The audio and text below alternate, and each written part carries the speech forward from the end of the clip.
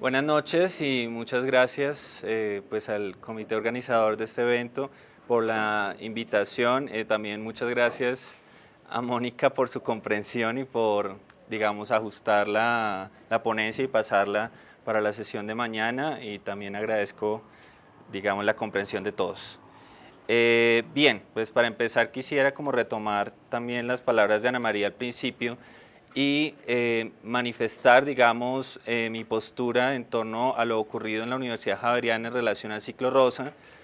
como miembro del comité organizador del Ciclo Rosa Académico en la Universidad Javeriana y el Ciclo Rosa Académico en el lugar donde sea. Agradezco mucho las manifestaciones de apoyo que hemos recibido por parte de la comunidad javeriana y por parte en general de la comunidad académica en Colombia y en otros países del mundo, que han expresado su rechazo a esta vulneración de la libertad de cátedra, de la libertad de expresión, y sobre todo un ataque frontal a la lucha por el cambio, por la justicia social. Aprovecho por hacer la cuña de que el Ciclo Rosa igual va a seguir en las mismas fechas del 28 al 30 de agosto, o sea, la semana entrante, en el auditorio del Museo del Banco de la República. Básicamente aquí hay unas postales que las voy a dejar acá para quienes estén interesados, interesadas. Para quienes no alcancen a tomar una postal, de todas maneras, les informo que tenemos una página en Facebook y tenemos una cuenta de Twitter en la cual estamos dando información actualizada, y también una página web que es www.ciclorosaacademico.org. Bien, ya pasada la cuña, entonces quiero presentarles esta ponencia que pues preparé también con pues mucho cariño, pero que igual las personas que ya la han escuchado les pido disculpas porque obviamente ya he expuesto, digamos, mi trabajo de maestría en otros espacios, entonces digamos que no va a haber grandes sorpresas en relación a la presentación. Para quienes no la han escuchado, espero que sea de su agrado y de su interés. Bien, tengo un texto, voy a leer, entonces espero no se duerman, espero mantener la atención de ustedes a estas horas sobre todo. Entonces, nada, pues entonces voy a empezar con esta presentación. Esta puesta en escena académica empieza sin algunas de mis más preciosas fuentes de inspiración. Y aunque no es México el lugar en el cual este trabajo empezó, se desarrolló o terminó, sí fue el amor por un mexicano maravilloso, por la música más triste y por el mejor mezcal, el que me impulsó en la escritura del texto más arriesgado de mi vida. Este trabajo, más que el fruto de una investigación, ha sido un ejercicio de catarsis en el cual he volcado besos, sonrisas, lágrimas y años de un doloroso silencio.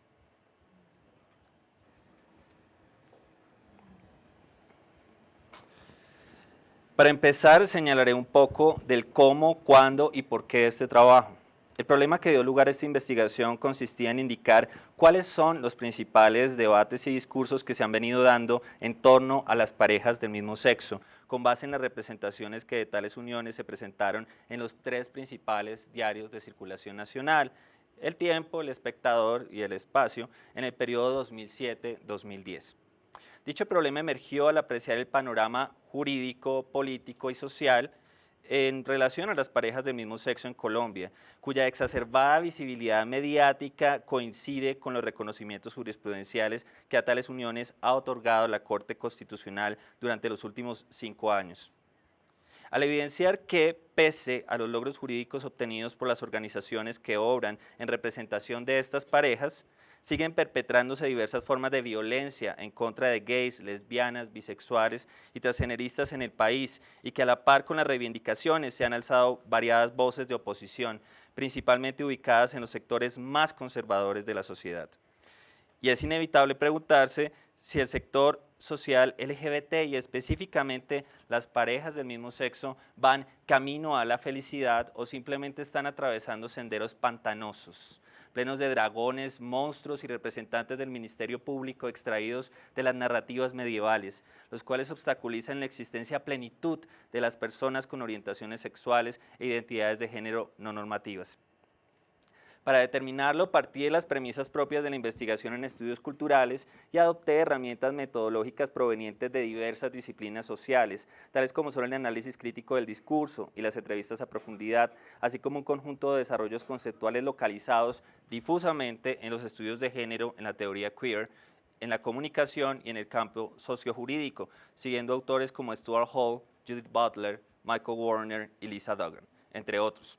Es preciso aclarar que este trabajo no se centra en determinar las representaciones de parejas del mismo sexo, sino en efectuar un diagnóstico de los principales debates y discursos que emergen de dichas representaciones, por lo cual su caracterización no es un objetivo central, sino apenas un medio.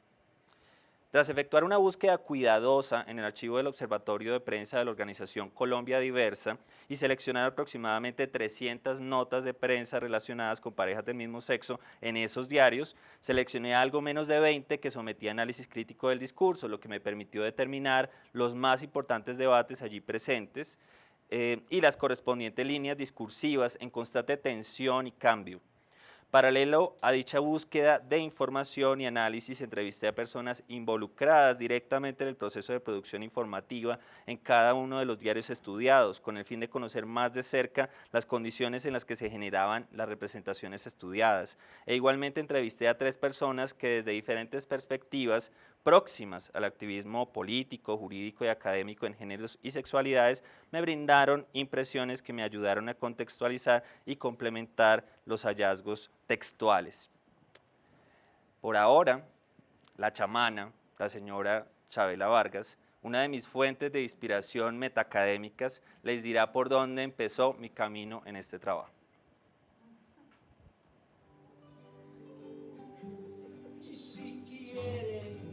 Saber de tu pasado es preciso decir una mentira y que viene de allá un mundo raro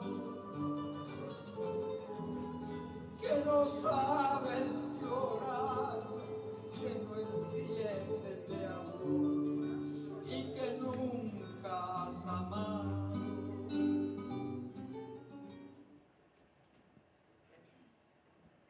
La primera parte del trabajo se titula Sin la Corte no existiríamos, en torno a la existencia y visibilidad de las parejas del mismo sexo en el contexto nacional.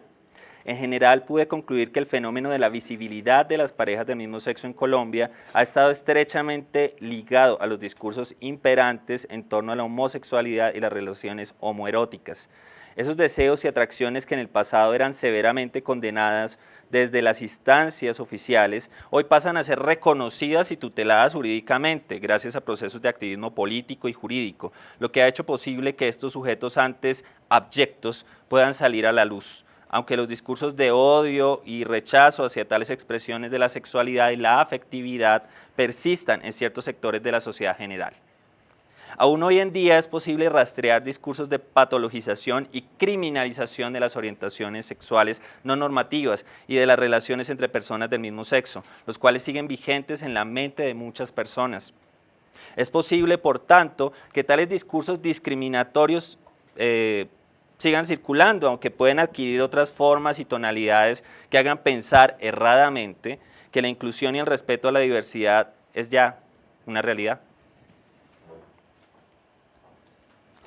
De otro lado, observé que el término parejas del mismo sexo se ha insertado con éxito en el lenguaje periodístico, al menos en el de los diarios serios o no sensacionalistas como El Tiempo y El Espectador,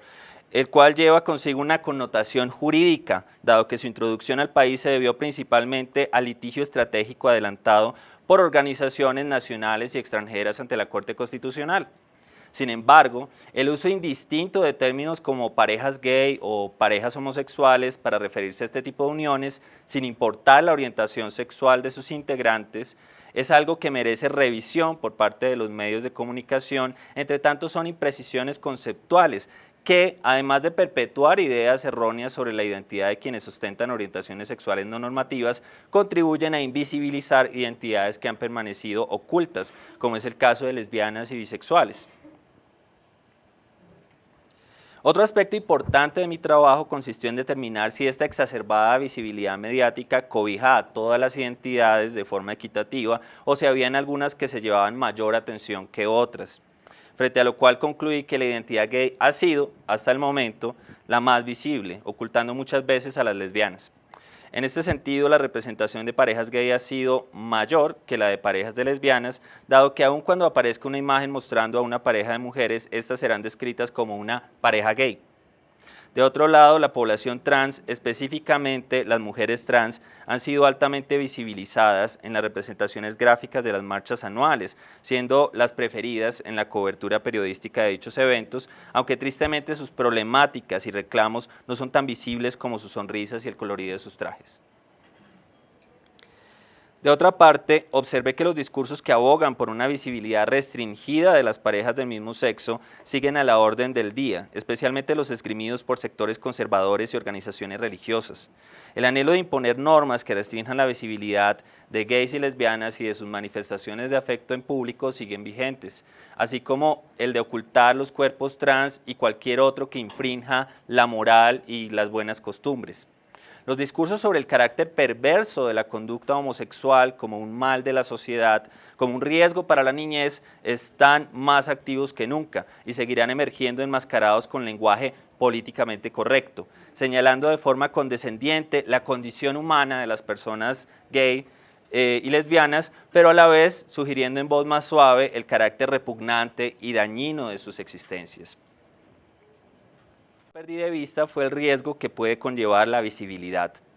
Los asesinatos de activistas LGBT en varias regiones del país, así como otros crímenes de odio por motivo de la orientación sexual de la víctima, son muestras de que la visibilización y empoderamiento de las personas con orientaciones sexuales o identidades de género no normativas no está exenta de tensiones con actores violentos, especialmente en un país que atraviesa un largo y complejo conflicto armado.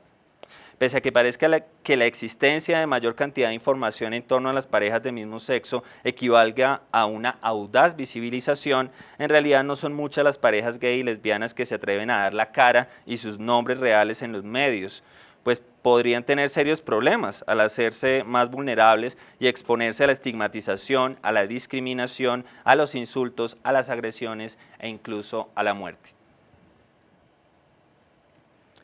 Una conclusión final en esta parte del trabajo en relación a lo visto es que si bien las parejas del mismo sexo han existido de facto desde hace mucho tiempo y que los reconocimientos jurisprudenciales de la Corte Constitucional les han dado existencia jurídica, ha sido la fuerte visibilidad de estas uniones en los medios de comunicación la que le ha dado una presencia más contundente en la esfera pública.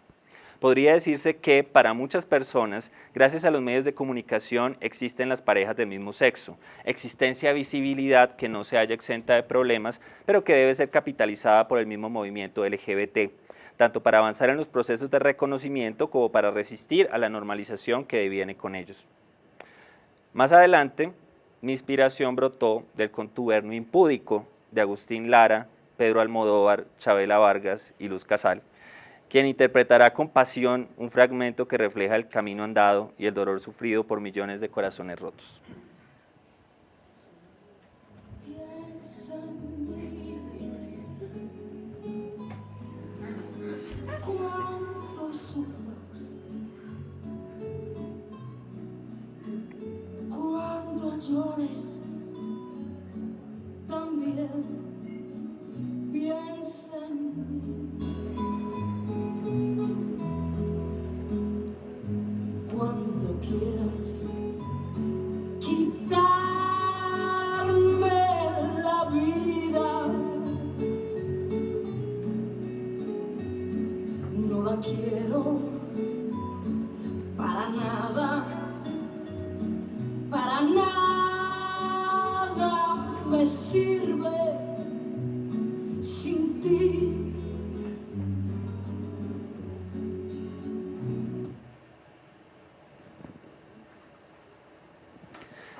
La segunda parte de mi trabajo se titula Una trágica pasión lésbica, con signos de admiración, en la cual exploro la construcción de subjetividades gay y lésbicas a partir de las representaciones de parejas del mismo sexo en la prensa. Las representaciones de parejas del mismo sexo dadas por la prensa me permitieron identificar en general el surgimiento de ciertas subjetividades que muchas veces reproducen viejos discursos en torno a tales identidades, pero que también reconocen la consolidación de las personas que ostentan dichas orientaciones como sujetos de derechos que desempeñan nuevos roles en la sociedad. Algunas de esas subjetividades se enfocan en el carácter exótico de sus identidades, otras en la criminalidad y abyección de sus existencias y algunas más en los sujetos que son construidos a partir de su movilización política y legal. Las lesbianas han sido acomodadas en tres posibles subjetividades, aunque pueden surgir representaciones de parejas de lesbianas que parezcan ser inclasificables. Una de ellas es la lesbiana mala, criminal, peligrosa, marginal, una amenaza para la sociedad, no solo por quebrantar los roles de género heteronormativos, sino por su carácter resentido, desdichado y antisocial. Esta lesbiana perversa tiene clase, es de extracción baja, popular,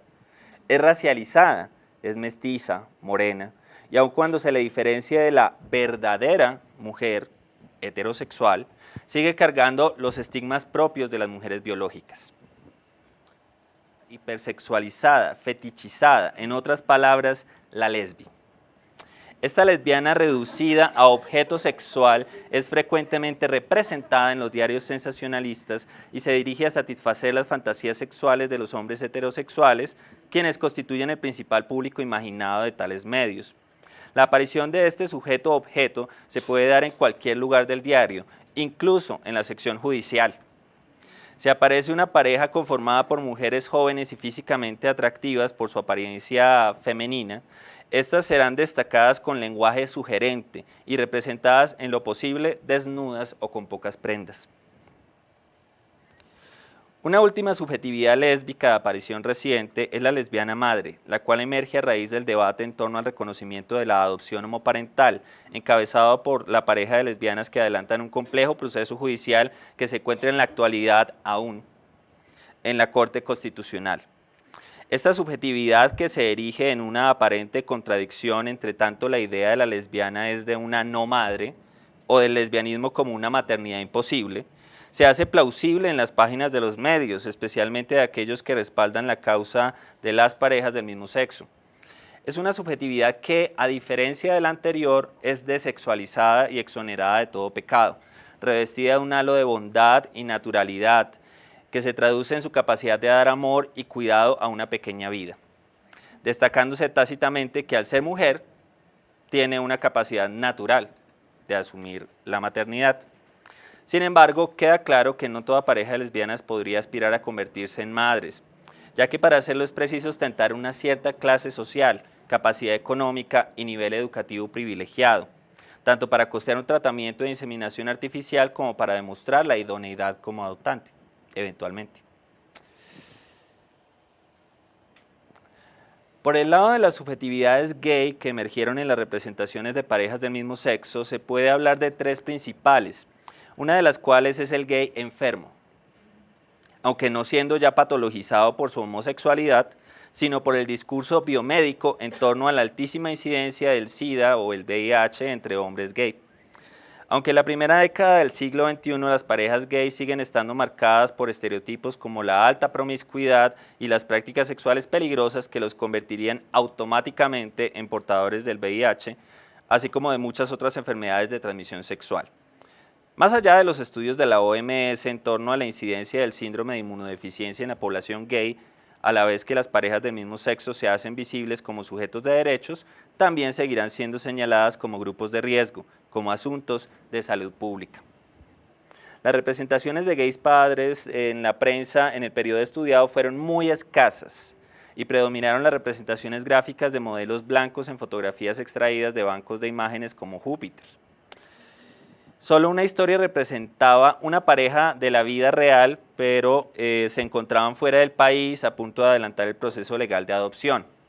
En general, la representación de las parejas de gays padres es una representación idealizada de lo que debe ser una pareja gay, es decir, una pareja estable, comprometida, madura y económicamente solvente. Al igual que en el caso de las lesbianas madres, no cualquier hombre gay podrá ser padre y es algo que queda claro en esta subjetividad. Si bien es cierto que muchos gays y lesbianas ya ostentan la calidad de padres o madres en la vida real desde hace mucho tiempo, en el marco de una relación heterosexual o con una pareja del mismo sexo, el hecho de que se esté debatiendo esta realidad social en el terreno jurídico ha contribuido enormemente a su visibilización.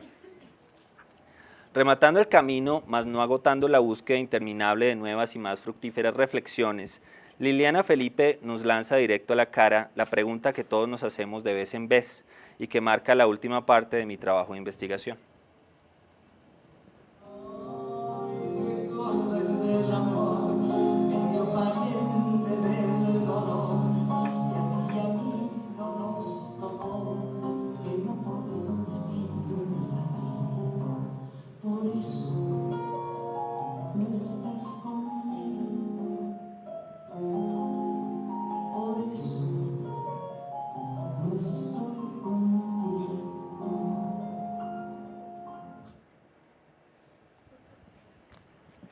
La tercera y última parte de este trabajo se titula Gays corrieron a casarse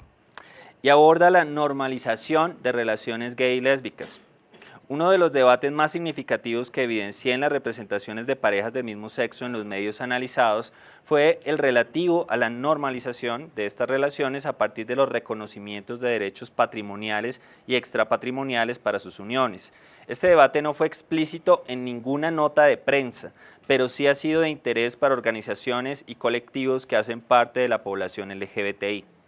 Y aunque se ha reconocido que el proceso de normalización resulta inevitable una vez se están insertando estas relaciones en la lógica regulatoria del Estado, también se admite la necesidad de que existan resistencias a este proceso normalizador, el cual seguirá excluyendo otras formas de afectividad y sexualidad consideradas como anormales. De una parte, en las representaciones de las parejas del mismo sexo dadas por la prensa, queda la sensación de que una vez se apruebe el matrimonio igualitario, todos los gays correrán a casarse, lo cual invisibiliza e incluye al mismo tiempo a las lesbianas, dejando la idea de que el sueño de todo chico gay o chica lesbiana ha sido casarse y vivir felices para siempre en una casa grande con niños y un perro dorado. Pese a que posiblemente algunas parejas anhelen el momento en que puedan casarse y así formalizar ante la ley su relación a la par con las parejas heterosexuales, esto no puede hacer pensar que esa es la meta y necesidad última de gays y lesbianas, ni mucho menos que esto es todo lo que busca el movimiento LGBTI. Están a la orden del día. Aunque esto pueda parecer a algunos como un interés genuino en estos sujetos, quienes empiezan a ser vistos como ciudadanos de bien, que pagan impuestos y botan su basura en las canecas, en realidad no es más que un intento de consolidar a gays y lesbianas como un nicho del mercado bien definido, separando a los productivos y fructíferos de los que no tienen poder adquisitivo, captando a los primeros para que sigan consumiendo productos y servicios pensados para su satisfacción. Mientras tanto, los últimos seguirán siendo parias y abyectos, pese a que formalmente la Constitución y la ley digan lo contrario. Una parte fundamental de este proceso de limpieza y normalización de las relaciones gay y lésbicas es desexualizarlas en sus representaciones, las cuales deben aproximarlos a la apariencia de las personas normales, a la de los ciudadanos de bien. Cuando se representa la sexualidad gay y lésbica en la prensa, usualmente lo hacen los diarios sensacionalistas, los cuales no solo llevan sus descripciones de estos comportamientos humanos a la hipérbole, sino que termina por juzgarlos como repugnantes, tal como lo haría el lector imaginado de estos medios. Es claro que este tipo de representaciones y juicios sobre la sexualidad gay y lésbica fundamenta las posturas más conservadoras en torno al reconocimiento de derechos para las parejas del mismo sexo, especialmente la oposición a la adopción homoparental.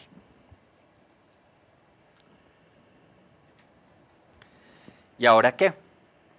Como resulta inevitable en toda actividad investigativa, más allá de resolver todos los interrogantes posibles, este trabajo me generó nuevos cuestionamientos, que posiblemente den origen a nuevas y más ambiciosas iniciativas académicas. Y como también es ineludible, este análisis en clave de estudios culturales ha sido o estado íntimamente ligado a un interés político de transformación social, comprometido particularmente con el reconocimiento político, jurídico y social de la dignidad de todas las personas con orientaciones sexuales e identidades de género no normativas. Busco, al igual que muchas de las personas que luchan y mueren por esta causa, que los deseos y afectos apartados de la norma sean respetados. Quisiera que cada día más historias de amores, de los buenos, de los malos y de los peores, sean libres, sin importar sus protagonistas, y que, como señala Judith Butler, encuentren un mundo habitable dentro de este mundo. Ojalá hayan para nosotros más amaneceres como los bellamente cantados por la dama del poncho rojo, a quien cedo las últimas palabras de esta intervención. Entre tus brazos desperté llorando de alegría. Me cobijé la cara con tus manos para seguirte amando todavía. Muchas gracias.